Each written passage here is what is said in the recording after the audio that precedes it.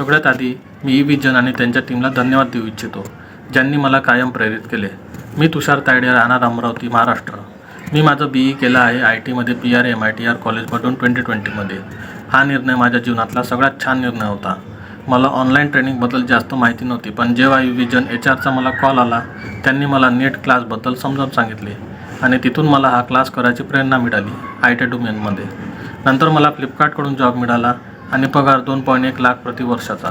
मी पुन्हा एकदा इविजनचा आभार प्रकट करतो. धन्यवाद.